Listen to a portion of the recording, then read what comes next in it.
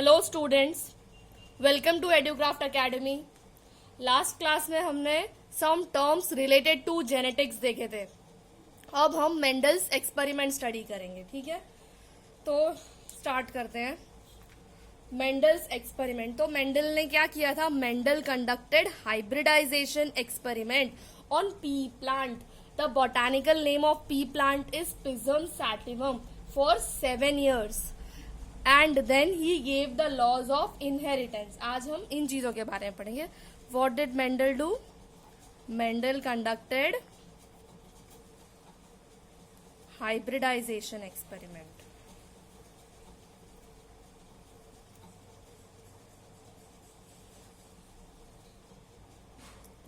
Hybridisation experiment किस पर किया था? On pea plant, garden pea plant. What is botanical name of pea plant? Pisum sativum.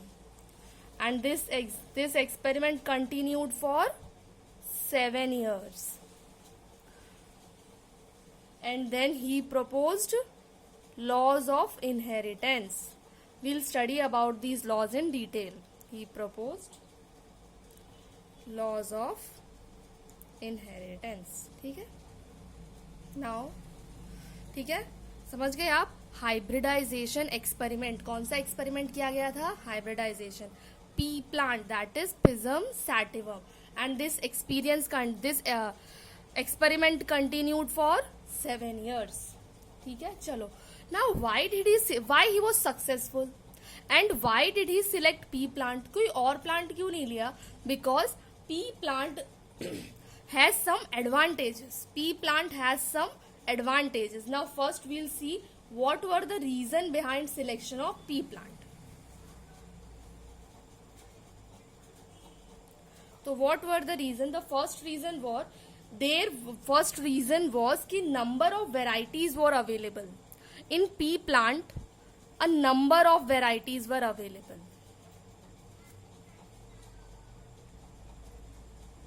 A number of varieties means हमने last class में characteristics और traits देखे थे, आपको याद हो तो, ठीक है। Characters, so there were many traits, there were many characters in pea plant, ठीक है। यानी a number of varieties were available, ठीक है। अब वो वेराइटीज क्या थी? तो लेट्स सी दीज। ये वेराइटीज बहुत इंपॉर्टेंट है, ये आपको याद रखनी होंगी। तो which were the varieties? First is seed colour. What can be the seed? What can be the seed color? It can be yellow or green. It can be yellow or green. Then seed shape,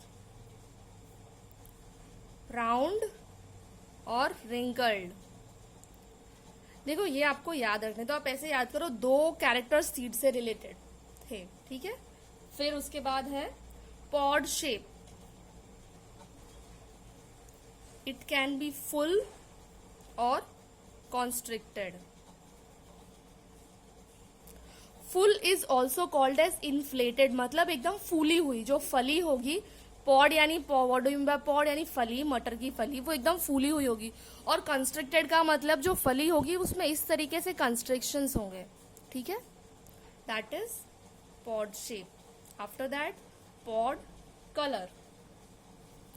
it can be green और yellow, ठीक है। These are dominant characteristics and these are recessive characteristics.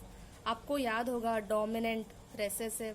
Dominant यानी the allele which express itself in both homozygous and heterozygous condition, whereas recessive an allele that does not express itself when present in heterozygous condition, but it will express itself in only homozygous condition, ठीक है। चलो देखो, seed के 2 features हैं, pod के भी 2 features हैं, ठीक है। अब फ्लावर, तो flower colour it can be violet and white. Next is flower position. It can be axial, terminal. Axial यानी प्लांट के बीच में, एक्सिस में कहीं पर भी फ्लावर पोजीशन, और टर्मिनल यानी एंड पे, एंड में होगा, दैट इज टर्मिनल। ठीक है। Then stem height, it can be tall और ड्वार्फ। ठीक है, ये याद करना होगा। 2 कैरेक्टर्स सीड से रिलेटेड, 2 कैरेक्टर्स पॉट से रिलेटेड, 2 कैरेक्टर्स फ्लावर से रिलेटेड। देखो कलर कलर कलर तीनों जगह है, कलर यहाँ भी, कलर यहाँ भी, कलर यहाँ भी। तो एक तो आप ऐसे ही आपको 3 याद हो जाएंगे कि 3 कलर से रिलेटेड ही हैं। ठीक है, लेकिन कलर्स अलग हैं, ये याद रखना है आपको। सीड कलर येलो या ग्रीन है, पॉट कलर ग्रीन या येलो है। ठीक है, एंड फ्लावर कलर वायोलेट या वाइट है। और आपको डोमिनेंट कलर्स भी, डोमिनेंट और रेसेसिव क्या है वो भी याद रखना है। ठीक है, चलो रीजंस पढ़ रहे थे। सबसे पहला रीजन समझ आ गया आपको, a number of varieties are available with distinct characteristics और ट्रेट्स। ठीक है, सेकेंड रीजन क्या है? सेकेंड रीजन है कि being bisexual, it is bisexual, so it can undergo both self pollination as well as cross pollination, both self pollination and cross pollination। ठीक है, जैसे हम आगे मेंडल्स एक्सपेरिमेंट में पढ़ेंगे कि F1 जनरेशन के लिए हमें क्रॉस पोलिनेशन करना होता है और फिर F2 जनरेशन के लिए हमें सेल्फ पोलिनेशन करना होगा। तो दोनों ही पॉसिबल है, राइट? इसीलिए ये भी एक एडवांटेज था कि in pea plant both self pollination and cross pollination are possible. ठीक है, third one is it is easy to culture. Easy to culture मतलब इसे इजीली फील्ड में, पॉट में हम इजीली इसे कल्चर कर सकते हैं, इजीली प्रोड्यूस कर सकते हैं। ठीक है, डिफिकल्ट नहीं है ये ज्यादा। ठीक है, easy to culture. Fourth is it has short period of growth,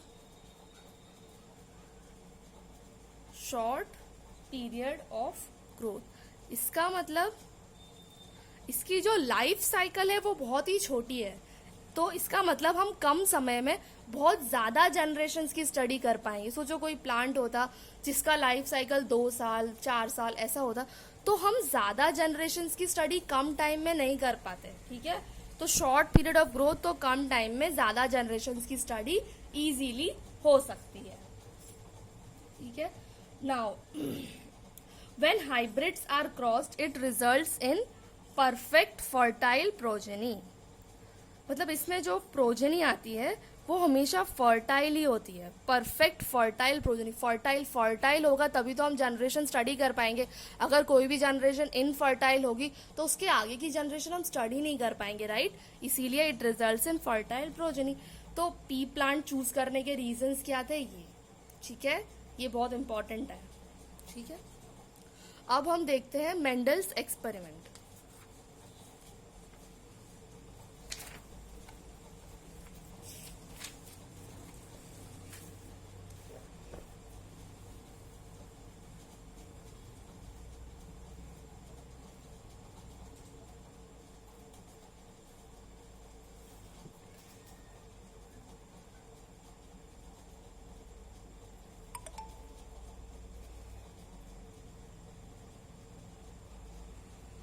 चलो Mendel's experiment. Mendel experiment has 3 steps. इसमें 3 स्टेप्स हैं।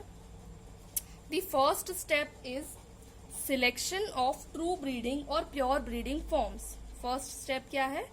Selection of true breeding forms.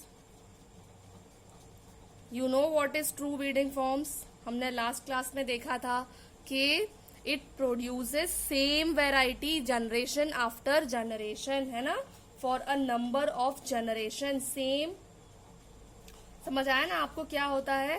Same form of trait for number of generation, that is true breeding या pure breeding varieties.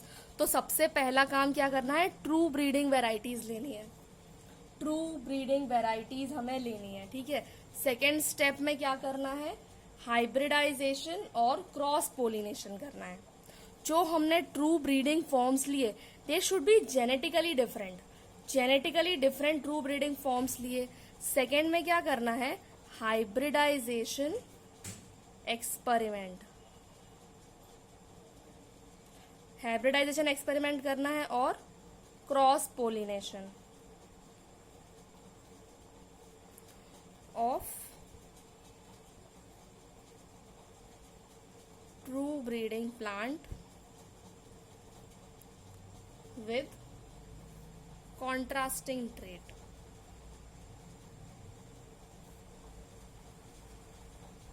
ठीक है, सबसे पहला काम तो true breeding form. True breeding आपको समझ आया होगा कि होमोजाइगस जैसे टीटी या टीटी, यही ट्रू ब्रीडिंग फॉर्म है। TT, this is not true breeding form, है ना, क्योंकि जनरेशन आफ्टर सक्सेसिव जनरेशन तक सेम कैरेक्टर होना चाहिए। तो अगर वो होमोजाइगस होगा तभी सेम कैरेक्टर होगा, हेट्रोजाइगस होगा तो सेम कैरेक्टर पास ऑन नहीं होगा। ठीक है, सेकंड में क्या करना है हमें, हाइब्रिडाइजेशन एक्सपेरिमेंट। अभी आपको पता है what do you mean by hybridization? Hybridization is the process of combining different varieties of organisms to create a hybrid. इसमें क्या करते हैं हम, different varieties of organisms को combine करते हैं, different variety को combine करते हैं, और जो offspring या जो नई variety आती है that is called hybrid। ठीक है, विद इसमें क्या किया, cross pollination, true breeding plant with contrasting trait. Contrasting trait मतलब जैसे contrasting, this is tall, this is dwarf, है ना, तो इसमें क्या करेंगे हम, टीटी क्रॉस टीटी, है ना, प्योर ब्रीडिंग और कॉन्ट्रास्टिंग ट्रेट। ठीक है, कॉन्ट्रास्टिंग ट्रेट।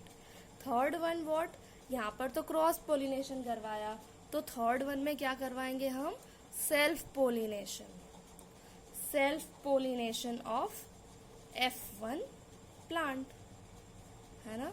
देखो ये 3 पॉइंट बहुत इंपॉर्टेंट है। सबसे पहला selection of true breeding forms, hybridization, cross pollination of true breeding plant with contrasting trait, self pollination of F1 plant. ठीक है, चलो देखो अब क्या होगा, जब ट्रू ब्रीडिंग प्लांट हमने ले लिए टीटी क्रॉस टीटी, है ना, अब हम यहाँ पर क्रॉस पोलिनेशन करवा रहे हैं, तो ये हमने देखा गैमेट्स सेग्रीगेट हो जाते हैं, है ना, गैमेट्स सेग्रीगेट हो जाते हैं, तो this TT it will form T, this TT it will form T, है ना, गैमेट्स फॉर्म हो गए। This is one parent, this is second parents, gametes segregate हो गए यहाँ पर। अब they will combine at fertilization के टाइम पर ये कंबाइन हो जाएंगे, तो ये इस तरीके से कंबाइन हो जाएंगे, this will be TT, this will be TT, this will be TT, this will be TT. ठीक है, तो दिस इज F1 क्या था, first filial generation obtained by genetic cross between two genetically different but pure parents। ठीक है, ये कौन सा कैरेक्टर है, टॉल। इसका मतलब हम ये कह सकते हैं कि जो F1 जनरेशन में जो होता है, it resemble one of the parents, this is tall, this is dwarf, this is tall, it means it resembles one of the parents, है ना, और other character is not expressed, dwarf तो एक भी नहीं है, तो it does not express itself. अब सेल्फ पोलिनेशन, ये तो क्रॉस पोलिनेशन था, right, this was cross pollination. अब सेल्फ पोलिनेशन में क्या होगा, F1 क्रॉस F1, तो दिस इज F1, है ना, self pollination, that means TT cross TT segregate T, right. अब क्या होगा,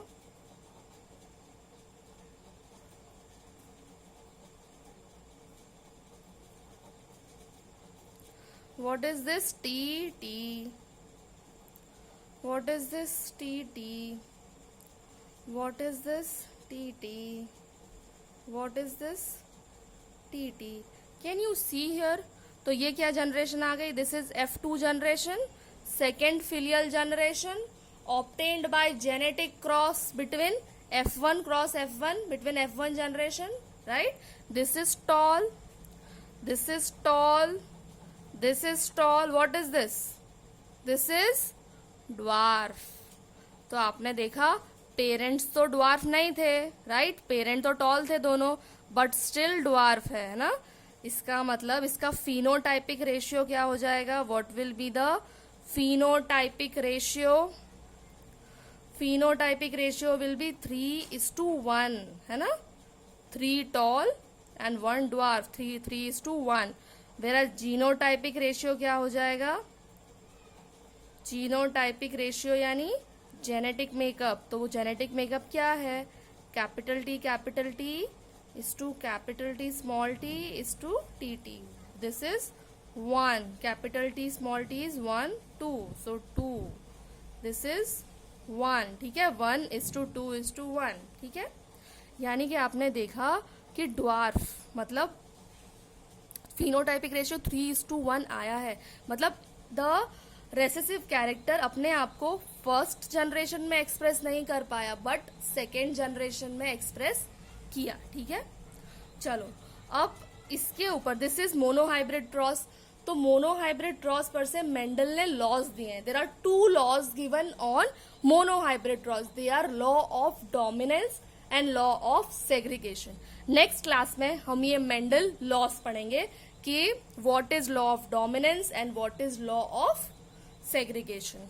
ठीक है, चलो तब तक के लिए आप ये मोनोहाइब्रिड क्रॉस पढ़ लीजिए बुक से। ठीक है, चलो गुड बाय, टेक केयर।